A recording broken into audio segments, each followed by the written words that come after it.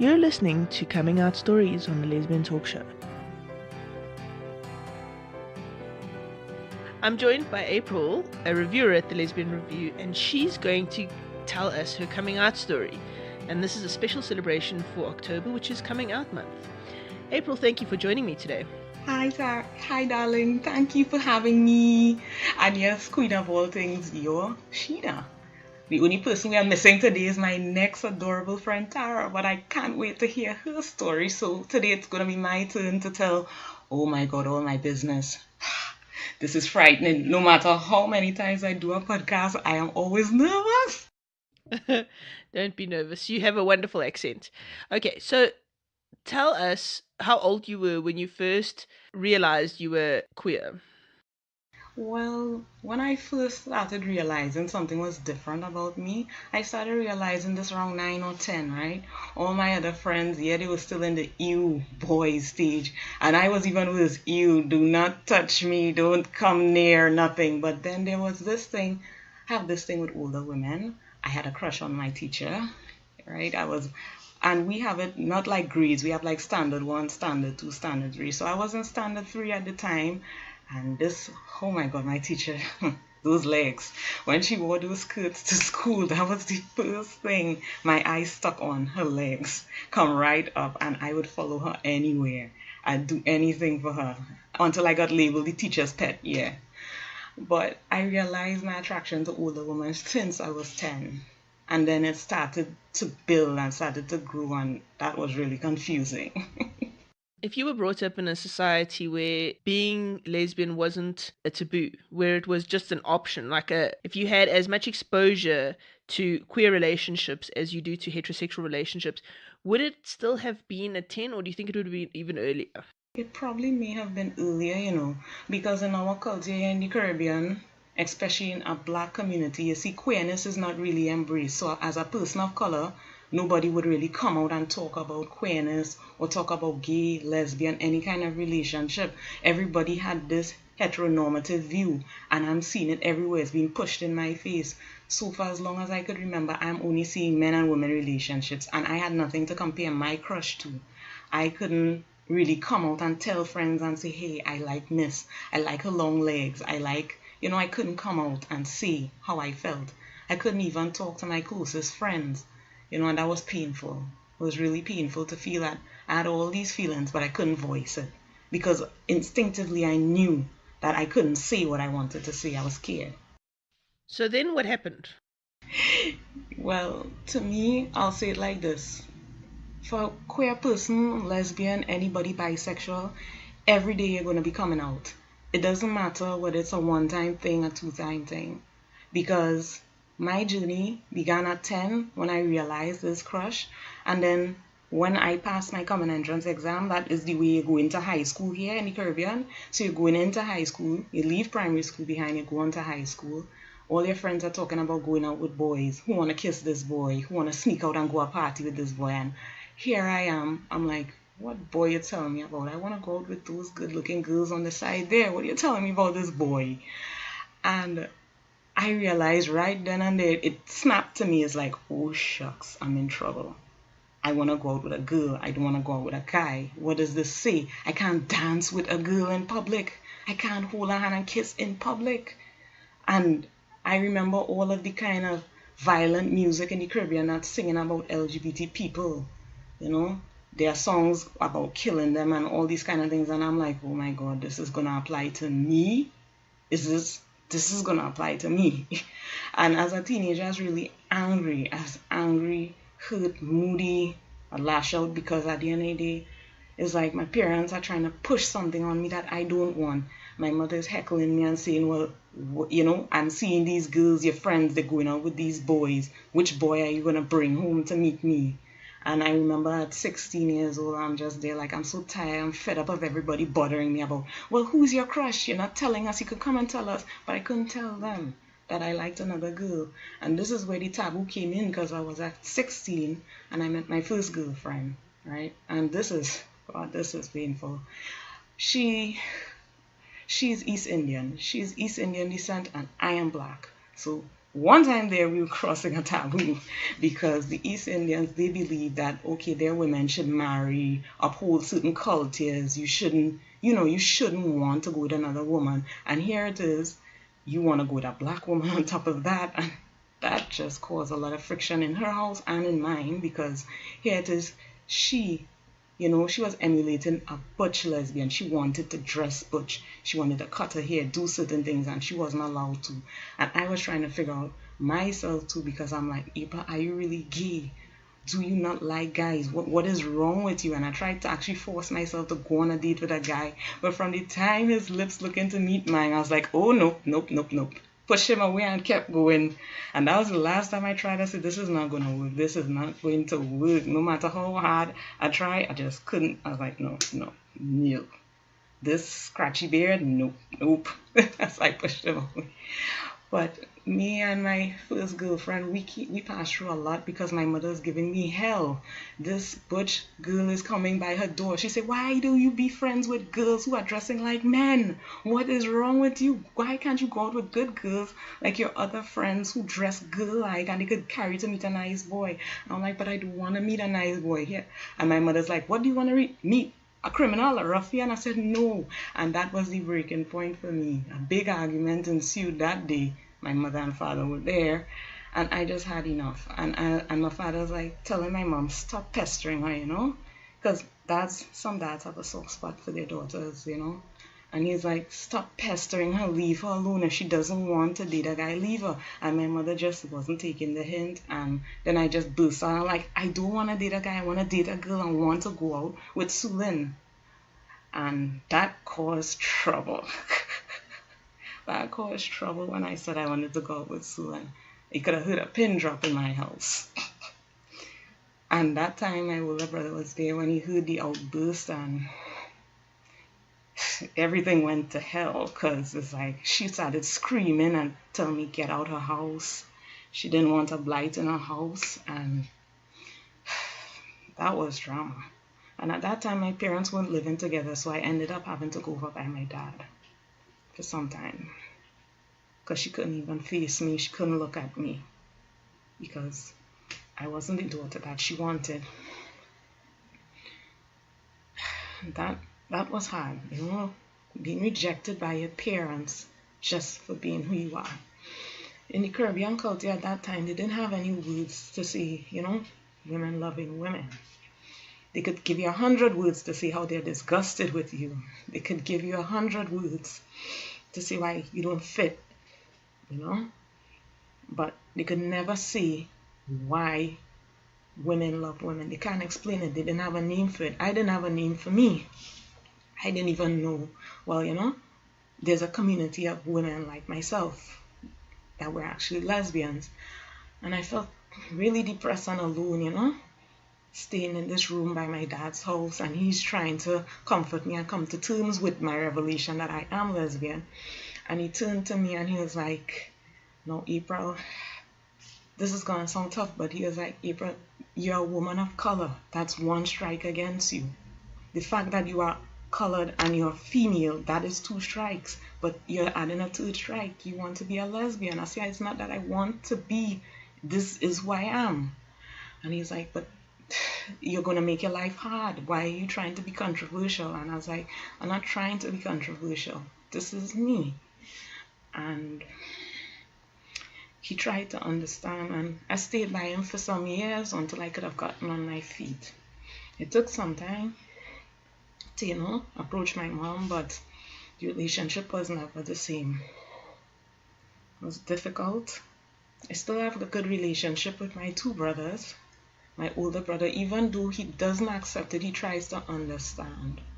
But my mother never speaks of it. She just does like if I never had the conversation with her. She just swept it under the carpet because she just didn't want to have to deal with something like that, It was difficult for her to accept because it's like she was saying, how could I do this to her? How could I put her in this position, to have her be an outcast in the village? She's going to be shunned. How could I do this? How could she doesn't know how to come to terms with the fact that she raised a pervert, and I'm trying to tell her, but I'm not a pervert. I'm just me. And in queer to be queer in a black community, you're going to face ostracism. You're going to face being shunned. And that's exactly what my life was like in my later teens. And Sulan and I had to break up because of a lot of pressure from her family and my side. Because even though Sulan dressed butch, she was bisexual. And she had to deal with all the issues that came with that in an East Indian culture that keeps subjugating women, and she couldn't deal with a lot of the pressure, and neither could I. We were too young to come to terms with what we were facing, you know. But for my mother to be screaming at me and pushing me away and calling me a nimakaram, that's the term for ungrateful Creole eyes. When they tell you you're nimakaram, it's not a good thing. But it was a lot of pain. It was a painful journey. But the breakthrough for that journey for me came a day I sat down. I was looking in the mirror and wondering, is this what my life is going to be like? Full of sadness, loneliness, depression. And until that day when a friend of mine, a good friend of mine, sent some books for me. They were queer books. The first queer books I ever read, because our library doesn't have queer books. We don't have bookstores that have LGBT stuff. So there's no way that I could have gotten this information other than through her. So she sent these books for me because she lives in the US. And I called her when I was by my dad and I told her what happened. And she said, April, nothing is wrong with you. I'll send you something. And she sent down these books. And those books changed my life. Lesbian changed my life. Because when I read books from these authors, it woke me up. You know, I read Ruby Fruit Jungle, and that book opened my eyes. I was like, oh my God, there's somebody writing what I felt, you know, when I read Ruby Fruit Jungle. And I read Oranges and the Only Fruit. Those were really good books. Stone Birch Blues. Those books made a difference. And I'll always treasure another book I got from Audre Lorde, Sister Outsider and Zami, because she's a queer black woman. And when I read her experience, I could have related because her parents are from Grenada. So I could relate because she could tell me exactly how it feels to have Caribbean parents pressuring you and you're gay and you're not fitting anywhere. So those books really changed my life because at one point in time, I was like, oh God, I want my life to end. I didn't want to go through this. Couldn't take it. My family life was in shambles. I lost friends. You know, I lost a lot of friends. But it was worth it. But it was a painful, painful journey. And you know, the journey isn't ended because I'm still here. Because I'm still here, you know, going through what I'm going through as a single lesbian mom. And it hasn't been easy.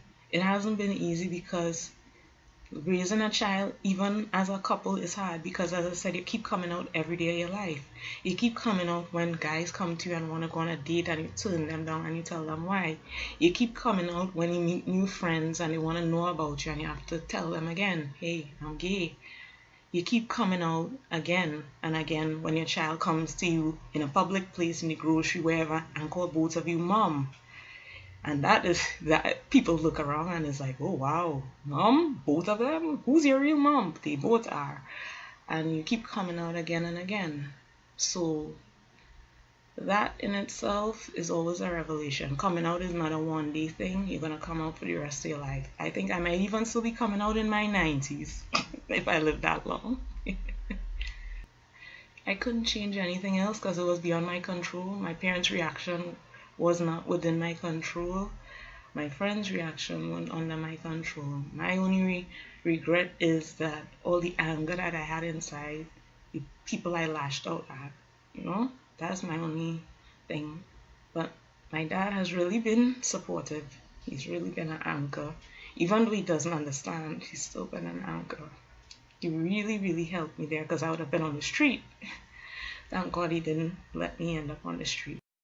Today, though, you have a beautiful daughter, you have a successful career, and you're changing lives every day by sharing lesbian fiction with others and helping people in this community to feel like part of a community, to feel like they belong somewhere.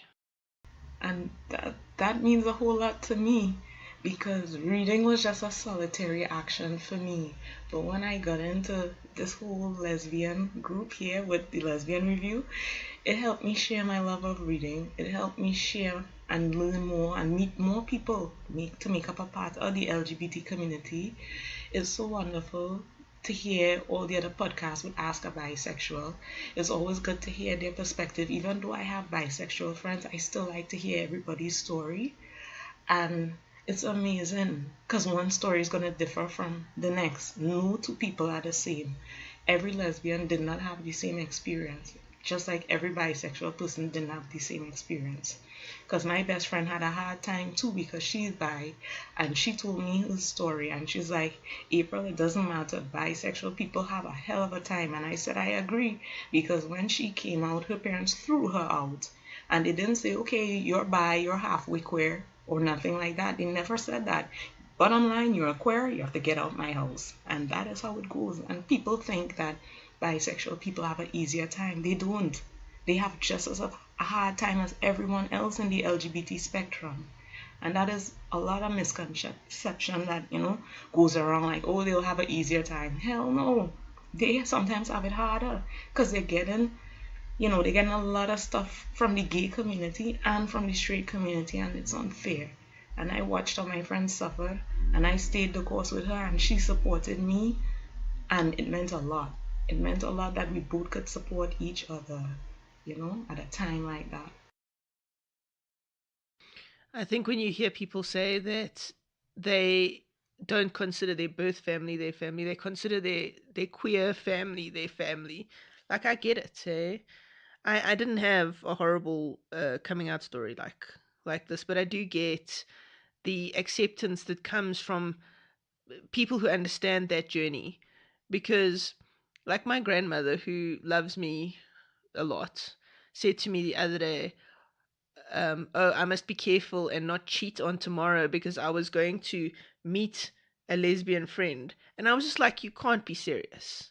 Why would I cheat on tomorrow just because this other woman is a lesbian? Like, what kind of a random thought is this? It's absurd because the thing is, people sexualize lesbians. They think that, okay, you are going to be defined because, okay, you like women. The first thing they're thinking is erotic. They're thinking everything is sexualized and everything we do.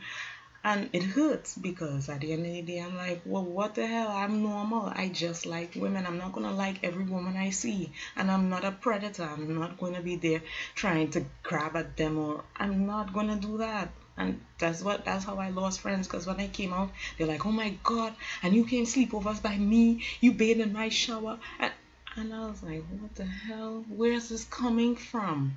Just like every straight woman is not going to like every guy she sees, why would it be different for me?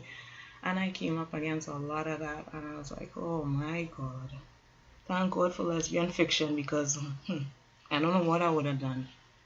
Because these women reached out for me, they reached out to me through literature. I've never met these authors, but their words touched me in a way like, oh my God, they were where I was. Look at this. And I'll always be grateful for the fact books are a lifesaver. Books take you places. Books help ground you. They do a lot. And this is why what we do here is important. Authors and publishers of queer fiction, any kind of queer fiction, anything that normalizes the lesbian, gay, transgender, asexual, any of that stuff experience, saves lives. And we need more of that because the younger generation that is coming up will be facing a whole lot of stuff too. But I am glad that more is being said about being lesbian, because after reading some of these books, especially reading the book from Audre Lorde, and I was like, lesbian? This applies to me. At first, I was going through my experience and thinking, okay, I kept separating myself from my identity, and then I caught myself a day watching myself in the mirror, and I'm like, you're a lesbian. say, I'm a lesbian.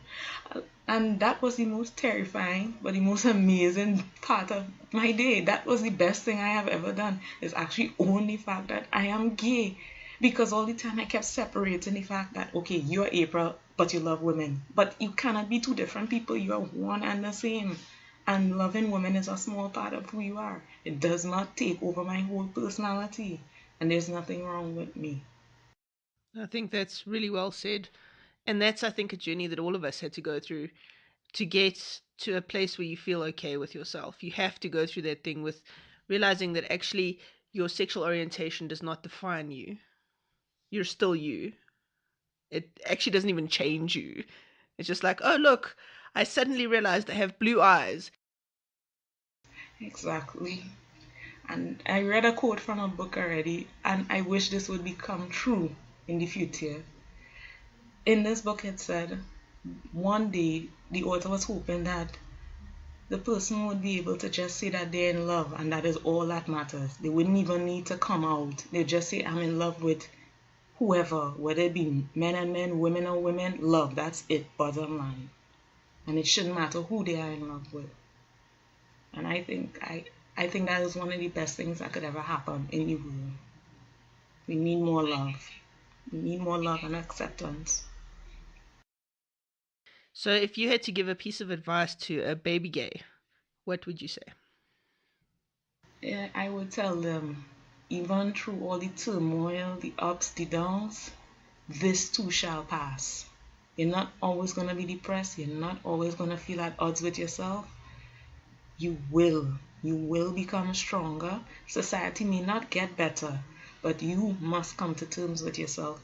Don't separate your sexuality from yourself. You can't separate the two. You're one and the same. And nothing is wrong with you. You are normal, whether you are lesbian, bisexual, transgendered. You are you. And don't change anything. Don't change how you want to express your sexuality. And don't apologize for it. Because that person is you. It doesn't matter. Sexuality is fluid. It doesn't matter. And just embrace each other. Embrace each other in the queerness and support each other. And there are communities. There are online communities. I'm guaranteeing you, there's probably local communities. There are people who can help you with this process if you need it. Just reach out. Yes, there are. Especially Stonewall Foundation. Stonewall does some epic work and outreach, so they can check that out. Okay, that's great. April, thank you so much. Is there anything else you want to share? The only thing I would say is that if you're a queer person and you like to read and you want to check out books that could help you with your journey, there's a book called Oh My God, I'm Queer. And then there's books like, as I said, Audre Lorde with Sami. And there's also, there's also this book called The Miseducation of Cameron Post. There's also that book. They can read those books as well. That's for people who are now coming in, now learning about themselves, so they can check out those books. And that'll help you with your journey. And just realizing that you're not alone and this is not, something so strange. Other people have gone through it. Find this and other excellent podcasts on The Lesbian Talk Show. You can search for The Lesbian Talk Show on iTunes, Podbean, Stitcher, and anywhere you get your podcasts. If you enjoy this, consider becoming a patron. Patrons get exclusive podcasts, behind-the-scenes information, and help us grow our community.